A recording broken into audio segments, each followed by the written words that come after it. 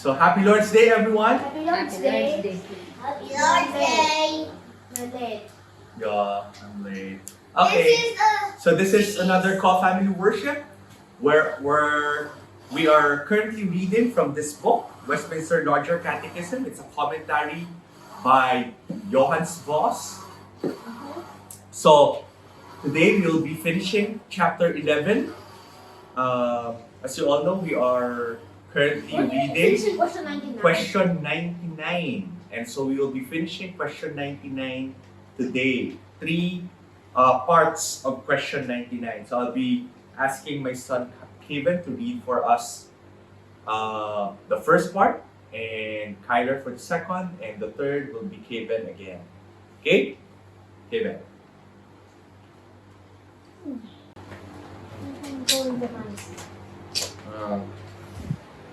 Question: What rules are to be observed Louder. for the right understanding of the Ten Commandments? Answer: For the right understanding of the Ten Commandments, these rules are to be observed.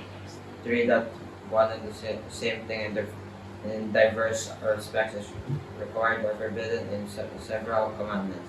4. That is where duty is commanded, the contrary sin is forbidden, and where sin is forbidden, the contrary duty is commanded. So where promise is annexed, the contrary threatening is included, and where threatening is annexed, the contrary promise is included.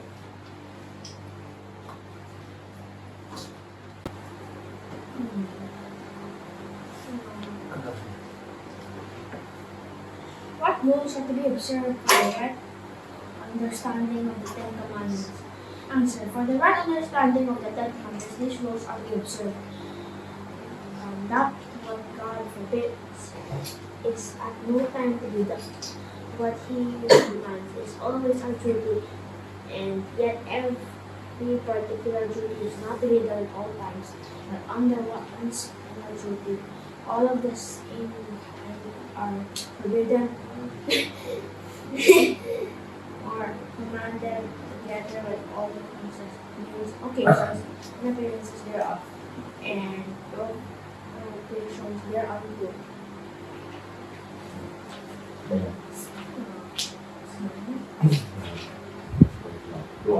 No wonder you said we're going to finish chapter 11.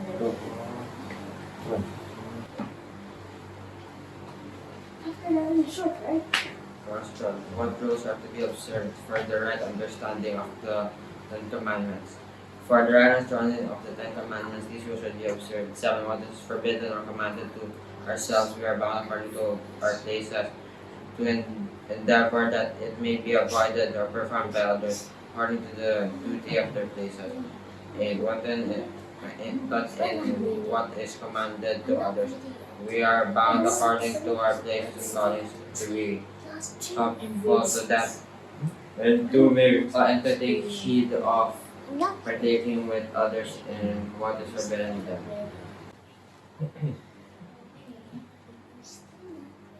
Okay. So question 99, what rules are to be observed for the right understanding of the Ten Commandments? Answer: For the right understanding of the Ten Commandments, these rules are to be observed. That one and the same thing in diverse respects is required or forbidden in several commandments. That as where a duty is commanded, the contrary sin is forbidden. And where a sin is forbidden, the contrary duty is commanded. So, where a promise is annexed, the contrary threatening is included. Where a threatening is annexed, the contrary promise is included. Colossians 3:5 tells us that covetousness is idolatry, hence forbidden in two commandments. In two commandments. Amos chapter 8 verse 5 tells us that the same sinful desire violate both the fourth and eighth commandments. Proverbs 1:19 tells us that the same sin may involve both covetousness and murder. 1 1 Timothy 6:10 tells us the love of money also involves many other kinds of sin. Isaiah 58:13, negative and positive aspects of Sabbath observance. Deuteronomy 6:13, with Matthew 4:9 to 10, positive and negative aspects of fearing God.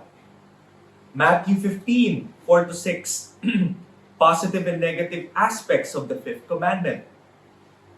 May the same duty be required in more than one of the 10 commandments. Yes. No, again, the question is, may the same duty be required in more than one of the 10 commandments? The answer is yes. For example, 6 days shalt thou labor and do all thy work is a part of the fourth commandment relating to the Sabbath. But the eighth commandment, which forbids stealing, also requires a person to work for his living. For the person who lives without working is really stealing his living for someone else.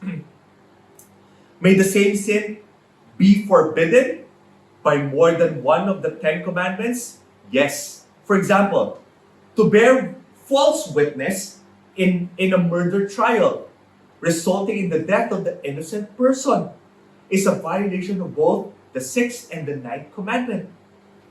Thou shalt not kill.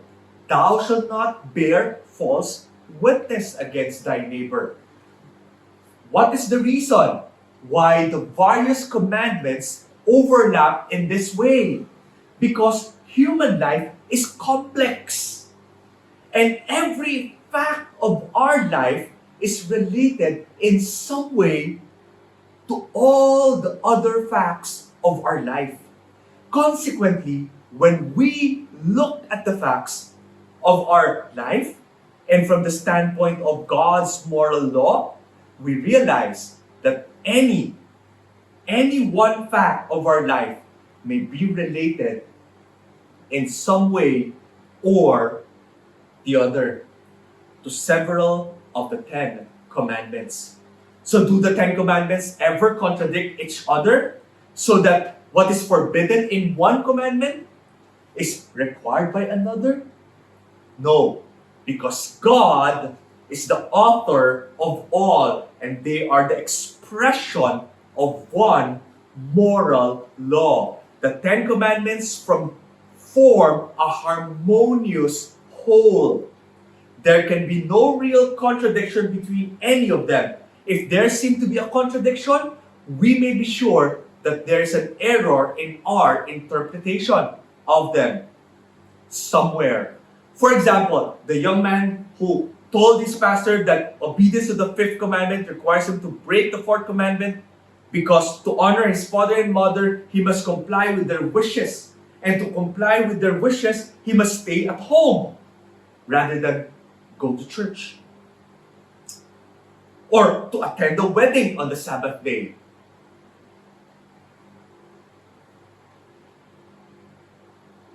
To break the fourth commandment was mistaken in his interpretation of the fifth commandment. For the commandment to honor our father and mother requires obedience to parents in the Lord. That is, in matters not contrary to the law of God, the fifth commandment does not require a person to obey his parents by disobeying the command of God. So what is the teaching of the Catechism concerning positive and negative aspects of the 10 commandments?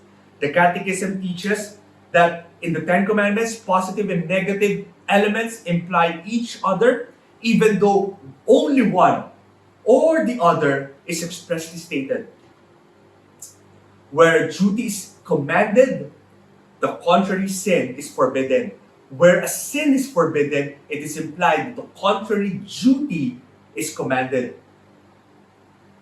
And the same principle applies to the matter of threatenings and promises. What do we mean by the negative aspect of the 10 commandments? Their prohibition of transgressions of the law of God or doing something which God has forbidden. So what do we mean by positive aspects of the Ten Commandments? They're requirements of conformity of the law of God that is doing whatever God requires. In the form in which the Ten Commandments are stated, which of these aspects is the more prominent? The negative aspect is the more prominent, as 8 and the 10 Commandments begin with the expression, thou shalt not, or similar words. Eight of the 10 Commandments are in negative form, whereas only 2 are positive in the form, the 4th and the 5th commandment. Thus, this negative emphasis in the form of a commandment means that God's law is negative rather than positive? No. While the form of the Ten Commandments is largely negative, the meaning as properly interpreted by the Catechism is both negative and positive, with an equal emphasis on both. This interpretation is warranted by comparing the Ten Commandments with Christ's summary of the moral law as requiring us to love the Lord our God with all our heart, soul, and mind and strength. That is positive in form. Which of the commandments contain threatenings and promises? The 2nd and the 3rd commandment. They contain threatening. The 5th contains promises. In each case, if we interpret the commandments aright, we will realize that both threatening and promises are involved. So, to continue question 99, what are the rules to be observed for the right understanding of the Ten Commandments? Answer, for the right understanding of the Ten Commandments, these rules are to be observed. That what God forbids is at no time to be done. What He commands is always our duty, yet every particular duty is not to be done at all times. That under one sin or duty, all of the same kind are forbidden or commanded, together with all the causes, means, occasions, and appearances thereof, and provocation thereunto. Job 13:7-8 tells us, we may not do what God forbids, even for a good purpose. Romans 3:8 tells us that the notion of doing evil that good may come is perverse. Job 36:21, Hebrews 11:25, we should choose rather to suffer than to commit sin. Deuteronomy 4:8-9, what God commands is always our duty. Matthew 12:7, sometimes one duty has priority over another, as mercy over sacrifice. Ecclesiastes 3:1-8 tells us every particular duty is not to be done at all times. Matthew 5:21-22 and Matthew 5:27-28 tells us under one sin or duty, all of the same kind are included. Matthew 15:4-6 tells us the command to honor parents and the prohibition of cursing parents is rightly understood to include the duty of providing for the support of parents if they are in need. Hebrews 10:24-25, the duty of provoking one another to love and to good works implies that it is wrong for the Christian people to forsake assembling themselves together. That is, to be neglectful of the regular services of their own church. 1 Thessalonians 5:22 tells us that the Christian must abstain from every form in which evil appears. Jude 23 tells us that the Christian is to hate and to abstain from even the slightest involvement in wickedness. Galatians 5:26 tells us the Christian must abstain from provoking and envying other Christians and also from the desire for vain glory, which is the cause of provoking and envying. Colossians 3:21. Fathers should not provoke their children by unreasonable requirements, lest the children fall into sin of anger and discouragement. God forbids not only these sins, but the provocation hereunto. So what great principle of ethics does this catechism lay down concerning what God forbids? That what God forbid is never to be done. What is the popular notion contradicts this great principle? This great principle is contradicted by the popular notion that whether something is right or wrong depends on the purpose for which it is done. According to this popular notion, it may be right to do something which God forbids, provided we do it for a good purpose. For example, it may be right to tell a lie to save some person's life, or to gain money by gambling in order to donate it to foreign missions, or to maintain a gambling scheme in order to raise money to support the church. Is this popular notion a new idea? No, it is really extremely ancient and was known in the days of the Apostle Paul, who undertook to expose its unsoundness in his epistles. Romans 3, verse 8. Why is this notion that the ends justify the means perverse? This notion is perverse because it breaks down the distinction between right and wrong. To say, let us do evil and good may come, amounts to saying, let us do right by doing wrong. Such notion implies that there is no real difference between right and wrong. Black and white are mixed into some shade of gray. Throughout the whole Bible, the distinction between right and wrong is represented as an absolute one. There is simply no such thing as doing wrong without committing sin, or committing sin without doing wrong. Why is this perverse notion popular in the present day?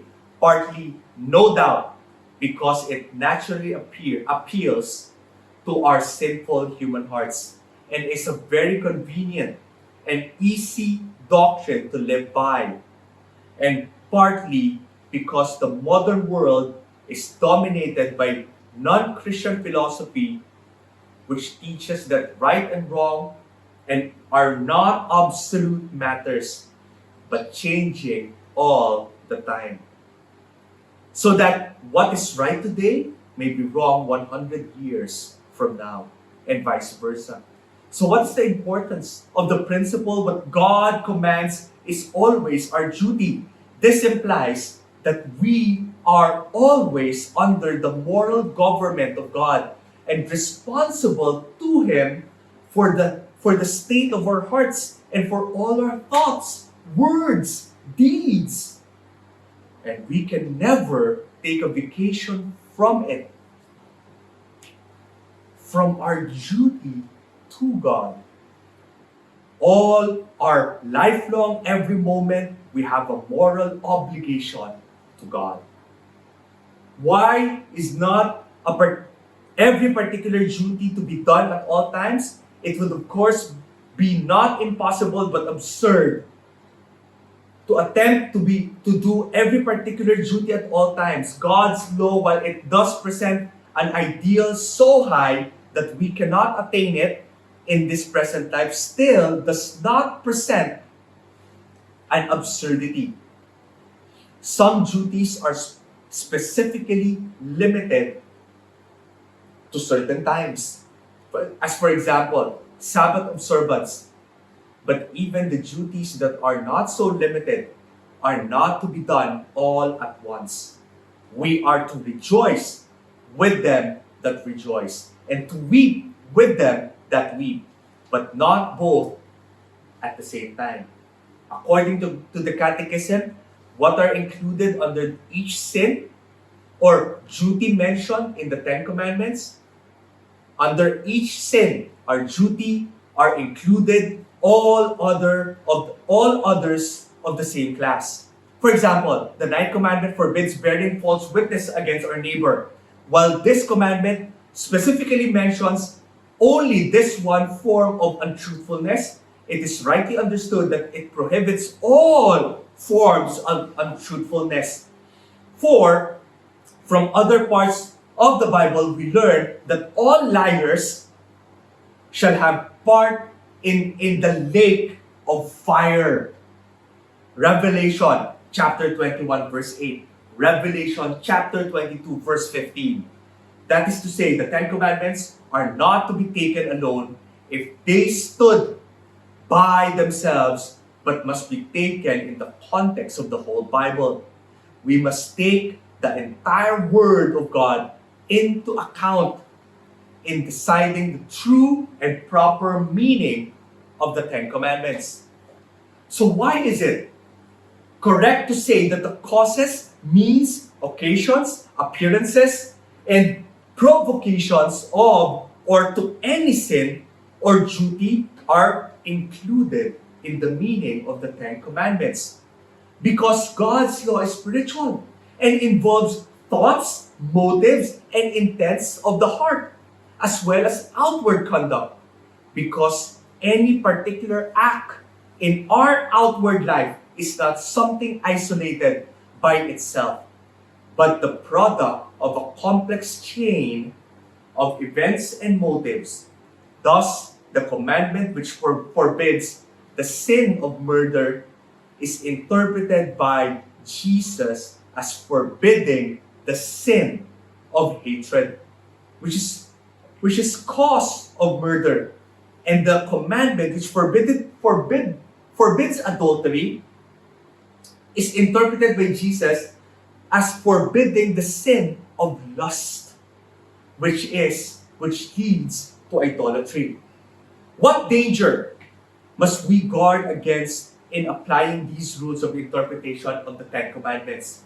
In saying that certain commandments include something else, which is not specifically mentioned in the commandment, we must take great care to make sure that we are not reading on our own thoughts, preference, and prejudices into the Ten Commandments.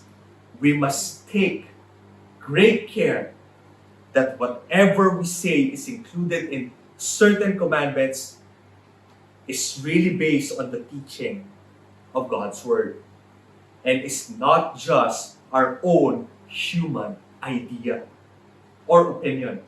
For example, it has been claimed that the sixth commandment forbids capital punishment and defensive warfare, but the study of the Bible as a whole shows that such an interpretation is not legitimate.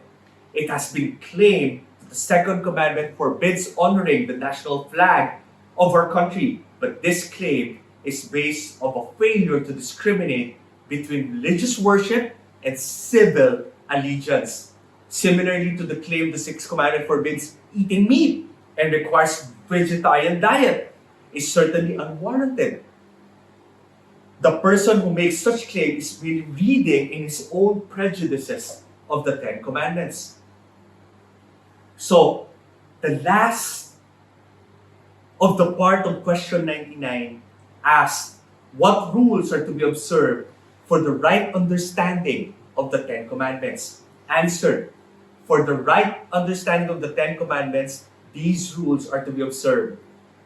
That what is forbidden is commanded to ourselves, as we are bound according to our places to endeavor, and it may be avoided or performed by others, according to the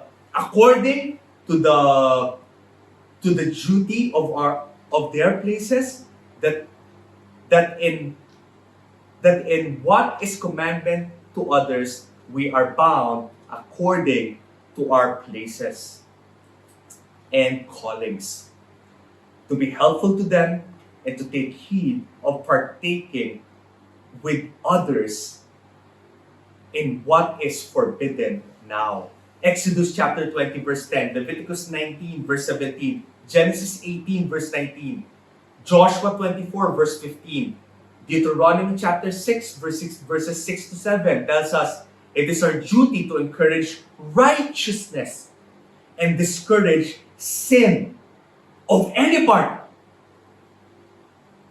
of others. 2 Corinthians chapter 1 verse 24 tells us we are under obligation to try to help others to do right. 1 Timothy 5 verse 22, Ephesians 5 verse 11, it is our duty to keep ourselves clear of the participation in the sins of others. What is the general scope of the last two rules for the right understanding of the Ten Commandments? The general scope of the last two rules is the responsibility for the moral welfare of our neighbor. These two rules remind us that the righteousness or obedience to God's will is not merely an individual matter, but involve a concern for others too. While it is of course true that in the end, each individual must give his account to God, we must remember that that part of that accounting will deal with the effect of our lives on the moral well-being of other people. So why does the Catechism include the phrase according to our places in the seventh rule? Because in determining the degree and nature of our responsibility of the moral character and life of others, our own position in society and our relationship to others must taken into account. Thus, for example, the responsibility of a parent for a child is far greater than that of a child to a parent. Yet even a child has a responsibility to endeavor, according to his place, that his parents practice right and avoid wrong. Similarly, a minister or elder has a greater responsibility of influencing the members of the church by reason of his position of authority, and that the members have for influencing the minister and elders toward what is right. Yet in each case, a certain responsibility exists. What is the right to arrange for someone else to do something we will not do for ourselves because we believe it is wrong? Certainly not. If a matter is wrong, we must neither do it ourselves nor arrange for anyone else to do it. Yet, this principle is frequently violated in practice. A Christian businessman should not keep his store or office open for business on the Sabbath day. He should also not employ someone else to keep it open for him. If a book or a magazine is not fit to read, we ought to refrain not only from reading it ourselves, but also from giving or selling it to others for them to read. It makes no difference whether these other persons are Christians or not. God's moral law is the same for all people. It does not provide one standard of life for Christians